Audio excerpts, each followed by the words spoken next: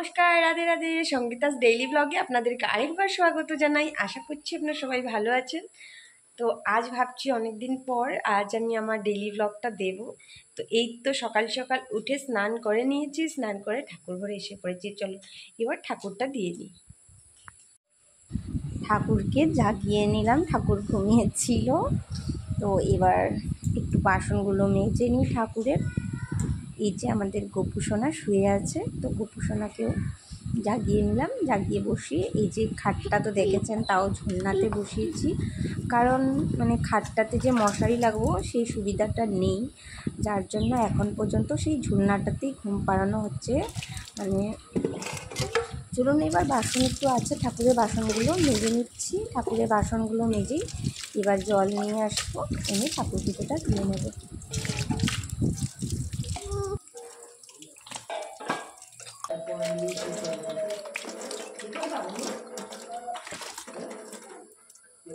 ঠাকুরের বাসনগুলো মাজা হয়ে গেছে, এবার ঠাকুর পূজা দেওয়ার সময়। তো চলুন এবার ঠাকুরকে স্নান করিয়ে দিই, বপুকে স্নান টান করিয়ে। এই যে আমার ঠাকুর পূজা দেওয়া হয়ে গেছে, পুজোটা দেওয়া হয়ে গেছে। তো চলুন এবার ব্রেকফাস্ট বানাতে যাই। ব্রেকফাস্টে কি হয়, মেয়েকে ঘুম পাড়িয়ে দিলাম, এবার যাই রান্নাঘরে গিয়ে রুটি চাটা বানিয়ে দিই। এবার ভাজাটা বানিয়ে নিচ্ছি রুটির সাথে খেতে। একটু পেঁয়াজ কুচি আর লঙ্কা দিয়ে ভাজাটা ভেজে নেব।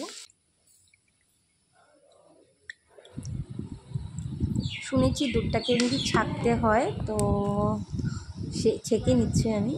এবার এই যে বোতলটা ধুয়ে দেওয়া হয়, সেটা কিসের জন্য দেওয়া হয় সেটা ঠিক আমি জানি না। শুনেছি ছোট থেকে যে দুধের বোতলটাকে ধুয়ে নিয়ে আবার দুধের ইয়েতে দিতে হয়। তো এবার এই যে রুটিও হয়ে গেছে আমার।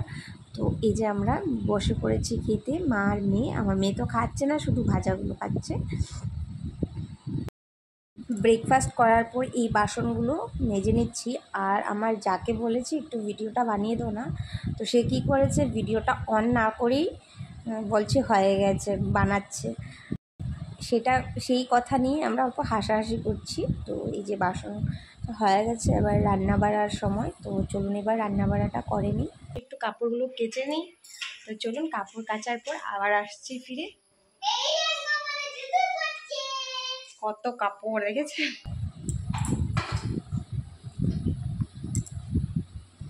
আজ বেশি কিছু করা হবে না, এই যে ভাত আর পনির আর একটু মাছের ঝোল বানিয়েছি। বেগুন আলু দিয়ে মাছের ঝোলটা বানানো হয়েছে। তো বেশ ভালোই লাগে এইভাবে মাছের ঝোলটা রান্না করলে। এবার মেয়েকে স্নান করিয়ে নিই। তুমি স্নান করবে?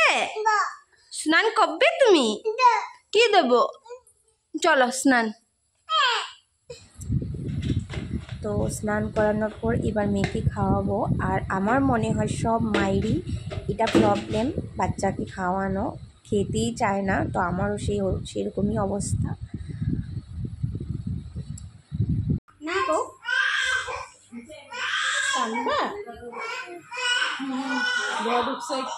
মেয়ের 16 মাসের ইঞ্জেকশন ছিল, পোলিও, সেটা দিতে এসেছিলাম এখানে। অনেক কাজ ছিল, তো আমি বাইরে বসেছিলাম, দিকে দিয়ে ভিতরে পাঠিয়ে দিলাম। কিন্তু খারাপ লাগছিল, অনেক কেঁদেছে, তো না পারতে আমিও গেলাম।